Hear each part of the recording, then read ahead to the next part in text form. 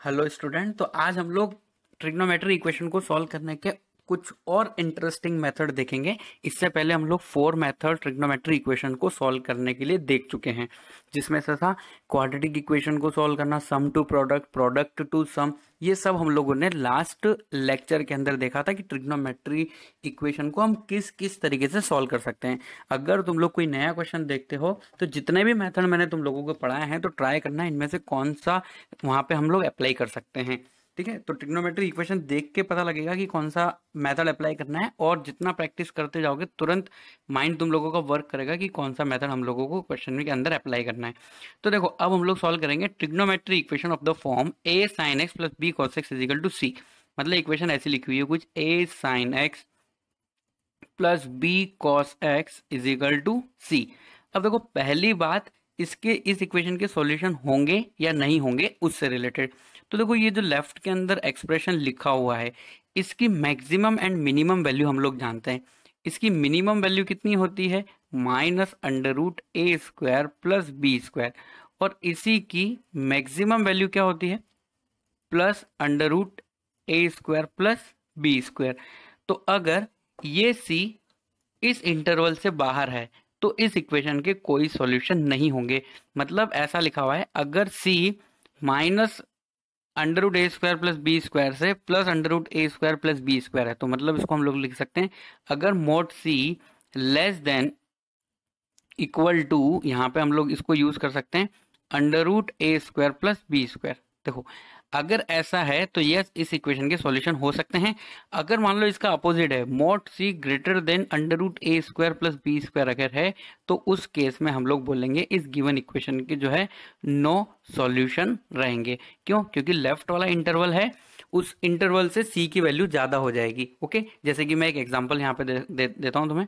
जैसे कि सपोज करो, एग्जांपल कुछ इस तरीके से, 3 sine x plus 4 cos x is equal to, suppose करो 10 लिखा हुआ है, तो ये इक्वेशन के हमेशा हम लोग बोलेंगे नो सॉल्यूशन। ये हो ही नहीं सकता, इसको सॉल्व कर ही नहीं सकते, इसके कोई सॉल्यूशन ही नहीं होगा। क्यों? क्योंकि लेफ्ट हैंड साइड वाला जो पोर्शन है वो हमें पता है कहां से कहां तक हो सकता है, -5 से +5, और राइट हैंड साइड के अंदर 10 है। तो जो वैल्यू लेफ्ट वाली -5 से 5 इंटरवल के बीच में ही हो सकती है, तो कभी भी वो 10 के बराबर कैसे हो सकती है? तो ये इक्वेशन इनवैलिड है, तो इसके क्या होंगे? No solution. इसे बोलते हैं बाउंड्री चेक करना, है ना। तो बाउंड्री चेक करने वाला मेथड भी हम लोग आगे देखेंगे, इस 5th मेथड के बाद नेक्स्ट मेथड वही रहेगा। तो अभी हम लोग देख लेते हैं कि इस तरह की इक्वेशन के अंदर मान लो अगर पहला वाला केस है ये वाला, तो हम इस इक्वेशन को सॉल्व कर पाएंगे। तो हम इस इक्वेशन को कैसे सॉल्व करेंगे? तो देखो, हम लोग किससे डिवाइड करेंगे उस गिवन इक्वेशन को? Divide by under root A square plus B square से हम लोगों को गिवन इक्वेशन को डिवाइड करना है। तो देखो, इक्वेशन हमारी क्या थी? A sine x plus B cos x. तो ये क्या हो जाएगा? A upon under root A square plus B square sine X, ये हम लोगों का A sine x, plus B cos X था, तो हम लोगों ने इसको किससे डिवाइड कर दिया? Under root A square plus B square से। और कॉस एक्स अपनी जगह पे है, इज इक्वल टू क्या चल रहा था? सी। और हम लोगों ने लेफ्ट और राइट दोनों तरफ डिवाइड किया है ए स्क्वायर प्लस बी स्क्वायर से। अब देखो, यहाँ पे मैं दो इस तरीके से बना रहा हूँ। यहाँ पे हम लोग क्या कर सकते हैं, इसको सपोज करो मैंने लिख दिया कॉस अल्फा, ऑटोमेटिकली ये क्या हो जाएगा? Sine alpha. या तो ऐसा कर दो, या फिर ऐसा नहीं करना तो इसको साइन बना दो। मतलब इसको लिख दो ए upon under root A square plus B को साइन बीटा लिख दो, और जो B upon under root A square plus B square है उसको क्या लिख दो? कॉस बीटा लिख दो। अगर ये वाला कॉस माना है तो ये ऑटोमेटिकली साइन होगा, और अगर मान लो ए वाला पोर्शन जो हम लोगों ने साइन माना है तो ये कॉस होगा। तो यहाँ पे लेफ्ट में फॉर्मूला क्या बन जाएगा? Sine sine plus cos cos. तो कॉस का फॉर्मूला बन जाएगा। अगर हम कॉस और साइन मानते हैं तो वो साइन का फॉर्मूला बन जाएगा। मतलब A sine x plus B cos X दो अलग अलग हैं, हम उसको सिर्फ एक, या तो सिर्फ साइन में या सिर्फ कॉस में कन्वर्ट कर लेंगे, और उसके बाद हम लोग ट्रिग्नोमेट्री इक्वेशन को सिंपल ट्रिग्नोमेट्री इक्वेशन में कन्वर्ट कर लेंगे, जिसका सॉल्यूशन हम लोगों को लिखना आता है। अब देखो, बात हो गई कैसे करते हैं। अब हम लोग उस कैसे को अप्लाई करते हैं। तो देखो, यहाँ पे दिखाई देगा हम लोगों को ए इज इक्वल टू कितना है? 1, और B is equal to under root कितना है? 3। तो अगर मैं कैलकुलेशन करता हूं under root A square plus B square की, तो वो अंडर रूट के अंदर 1 प्लस 3 मतलब अंडर रूट 4, ये कितना हो जाएगा? 2। तो हम इस इक्वेशन को किससे डिवाइड करेंगे? लेफ्ट और राइट में डिवाइड बाय 2। तो ये क्या हो जाएगा? देखो, साइन एक्स अपॉन इंटू 1/2 लिख दो, प्लस ये क्या है cos x इंटू √3, हम लोगों ने 2 से डिवाइड करा है तो ये डिवाइड बाई 2 हो जाएगा, इज इक्वल टू √2/2। तो हमने किससे डिवाइड कर दिया, डिवाइड 2 से कर दिया पूरी इक्वेशन को। अब देखो ये जो 1/2 है हम इसको क्या लिख सकते हैं, sin π/6। तो हम इसको ऐसा लिख पाएंगे sin x प्लस मतलब sin x इंटू, यहाँ पे क्या लिखना चाहिए हम लोगों को, sin x इंटू 1/2, और 1/2 को हम लोग लिख सकते हैं sin π/6, जो sin 6 30 डिग्री होता है, प्लस cos x, और इसको हम लोग लिख सकते हैं cos π/6 इज इक्वल टू, ये हमारा क्या हो जाएगा राइट हैंड साइड के अंदर 1/√2। अब देखो यहाँ फॉर्मूला क्या बन रहा है, sine sine plus cos cos, मतलब ये cos a माइनस बी का फॉर्मूला बन रहा है। तो हम इसको लिख सकते हैं cos x minus π/6 is equal to 1/√2, और 1/√2 cos के अंदर किसकी वैल्यू होती है, cos π/4 की। तो ये वो सिंपल इक्वेशन आ गई जिसको हम लोगों ने फॉर्मूला के रूप में याद किया हुआ है ना। तो मैं अगेन एंड अगेन बार बार बोल रहा हूं तुम लोगों को, लास्ट में जितना भी फॉर्मूला आ चुका है वो सब याद होना चाहिए, तभी इस स्टेप के बाद कंफर्टेबल रहोगे आंसर लिखने में, अदरवाइज कंफ्यूजन रहेगा। तो अगर डायरेक्ट ये लेक्चर देख रहे हो तो इससे बेटर है कि लास्ट वाले लेक्चर के अंदर फॉर्मूला भी जरूर देख लो।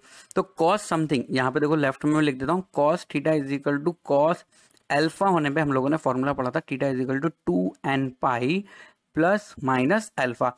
तो यहाँ पे आंसर क्या हो जाएगा, x माइनस π/6, जो कि थीटा है, इसको हम क्या लिख सकते हैं 2n प्लस माइनस π/4। ओके, तो अब हम लोग एक बार प्लस ले लेंगे और एक बार क्या ले लेंगे, माइनस। तो हम लोग आंसर लिख सकते हैं x is equal to 2n plus और माइनस π/4 प्लस π/6। तो एक बार प्लस ले लो और एक बार क्या ले लो, माइनस। तो दोनों आंसर हमारे आ जाएंगे। तो x इज इक्वल टू क्या हो जाएगा, एक आंसर 2n प्लस π/4 प्लस π/6, और दूसरा आंसर हो जाएगा x is equal to 2n plus π/6 minus π/4। तो हम लोगों को यहाँ पे दो आंसर मिल जाएंगे, एक बार प्लस लेने पे आंसर मिलेगा और दूसरा क्या लेने पे मिलेगा, माइनस लेने पे हम लोगों को आंसर मिलेगा। तो एक हो जाएगा 5π/12 और एक हो जाएगा माइनस π/12। ओके, तो हम लोग यहाँ पे लिख सकते हैं इसका जो है answer x is equal to 2n। अब देखो यहाँ पे तुम खुद देख लो, यहाँ पे इसका एलसीएम कितना आएगा, 4 और 6 का एलसीएम हम लोग यहाँ पे लिख सकते हैं 12। तो ऊपर हो जाएगा हमारा 3π प्लस 2π, तो ये हो जाएगा 5π/12। और इधर यहाँ पे हम लोगों को क्या मिल जाएगा, बीच में और है, या तो ये आंसर लिखो या ये आंसर लिखो, और मतलब यूनियन है, तो ये क्या हो जाएगा 2n minus π/12, that will be our answer. अब देखो ये इक्वेशन को सॉल्व करने का एक और मेथड हो सकता है जो हम लोग नेक्स्ट क्वेश्चन के अंदर अभी देख रहे हैं। ओके, तो एक तरीका तो क्या है, √a² प्लस b² से आप क्या कर लो, मल्टीप्लाई, सॉरी दोनों तरफ क्या कर लो, डिवाइड कर लो। अब हम देखो एक और मेथड देखेंगे। इक्वेशन देखो ये बिल्कुल उसी तरीके से, अगर मान लो मैं इसको लिखना चाहूं तो ये क्या लिखी हुई है, a cos x plus b sin x is equal to कितना लिखा हुआ है, यहाँ पे 5 लिखा हुआ है। यहाँ पे a बराबर 3 है, b बराबर 4 है, और c इज इक्वल टू यहाँ पे कितना लिखा हुआ है, 5। देखो ये यहाँ पे हम लोगों ने मेथड लिखा हुआ है जिस तरीके से हम लोग सॉल्व करते हैं। देखो क्या है, साइन और कोस को into the corresponding tangent and the half of the angle, that is t is equal to 10x/2। तो देखो ये वाला जो मेथड है ये तुम लोग 12th क्लास के अंदर इंटीग्रेशन के अंदर भी देखोगे। यहाँ पे हम लोग जो फॉर्मूला यूज करने वाले हैं वो ये है, यहाँ पे जो ये 5 है उसकी जगह c होता है, मतलब a बराबर कितना है 3, b बराबर 4। तो cos x का हम ये वाला फॉर्मूला यूज करने जा रहे हैं 10x/2 को में चेंज करने के लिए, 1 minus 10² x/2 divide by 1 plus 10² x/2। और इसी तरीके से हम लोग साइन x को भी लिख सकते हैं, वो हो जाता है 2 tan x/2। तो ये हाफ एंगल वाला फॉर्मूला यहाँ पे हम लोग यूज कर रहे हैं, 1 plus tan² x/2। So these are the formula which we can use in this question. Okay, तो यहाँ पे क्या लिखा हुआ है, देखो 3 cos x plus 4 sin x is equal to 5। तो हम लोग 3 cos को मैं क्या लिख रहा हूँ, जो cos x को मैं लिख सकता हूँ फॉर्मूले से 1 minus tan² x/2 divide by 1 plus tan² x/2। वैसे तो फर्स्ट वाला मेथड भी तुम लोग यूज कर सकते हो, बट स्टिल हम लोगों के पास एक और मेथड है तो वो देख ही लेते हैं हम लोग। और यहाँ पे क्या आ जाएगा 4 sin x को हम लोग चेंज कर सकते हैं 2 tan x/2 divide by 1 plus tan² x/2। और इज इक्वल टू में कितना है 5। अब यहाँ पे हम लोगों को क्या करना है, जो tan x/2 है उसको क्या मान लेना है, t मान लेना है। तो ये इक्वेशन थोड़ी सी सिंपल दिखेगी, 3 1 minus T square upon 1 plus T square. Okay, और ये 4 अंदर मल्टीप्लाई हो जाएगा तो ये कितना हो जाएगा 8t divide by 1 plus T square is equal to कितना लिखा हुआ है 5। अब इसको t है तो t में एलसीएम ले लो लेफ्ट हैंड साइड के अंदर, तो ये एलसीएम लोगे कितना हो जाएगा 3 minus 3t square plus 8t is equal to 1 plus T square, right में मल्टीप्लाई होकर क्या हो जाएगा 5 प्लस 5t स्क्वायर। तो फाइनली हमारे पास इक्वेशन कितनी आएगी, अगर ये मैं राइट में ले जाता हूं तो 8t square minus 8t plus 2 is equal to 0। तो फाइनली हमारे पास ये इक्वेशन ऐसी आई जिसमें से अगर हम लोग कॉमन ले लेते हैं 2 तो ये क्या हो जाएगा 4t square minus 4t plus 1 बराबर 0। मतलब हम लोग इसको लिख सकते हैं 2t माइनस 1 का whole square is equal to 0। अब यहाँ पे स्क्वायर रूट कर दो इसका, तो ये क्या हो जाएगा 2t माइनस 1 बराबर 0। इसका मतलब t इज इक्वल टू हम लोगों का हुआ 1/2। t की वैल्यू कितनी आई 1/2। तो ये हम लोगों ने अभी t की वैल्यू निकाली है, और जो t है वो t एक्चुअली क्या था tan x/2 था। क्या था tan x/2, तो वो वैल्यू हम लोग दोबारा यूज कर लेते हैं यहाँ पे। तो ये क्या हो जाएगा tan x/2 is equal to 1/2। ठीक है, अब ये जो 1/2 है इसको हम लोग tan अल्फा मान लेते हैं। tan alpha is equal to 1/2, तो अल्फा इज इक्वल टू हम लोग क्या लिख सकते हैं tan इनवर्स 1/2, जो इनवर्स ट्रिग्नोमेट्री का काम है जो 12th के अंदर हम लोग सीखने वाले हैं। तो देखो यहाँ पे हम लोग इसको कैसे लिख सकते हैं tan x/2 is equal to tan x, मतलब tan अल्फा। तो यहाँ पे tan something is equal to tan something है, तो फॉर्मूला क्या हो जाएगा x/2 is equal to n pi plus alpha. अब अल्फा की वैल्यू ऊपर से रख दो, तो और 2 को उधर मल्टीप्लाई कर दो, तो ये क्या हो जाएगा 2n पाई प्लस 2 अल्फा, मतलब 2 into tan inverse 1/2। So this is the second method to solve the trigonometry equation of the type a sin x plus b cos x, या फिर बोल दो a cos x plus b sin x is equal to c।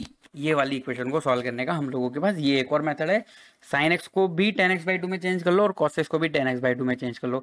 और जो पहला method है वो तो हम लोगों ने देखा ही था, √a² प्लस बी स्क्वायर से क्या कर दो लेफ्ट और राइट में डिवाइड। ओके, चलो तो अब हम लोग आगे बढ़ते हैं ट्रिग्नोमेट्री इक्वेशन के अंदर।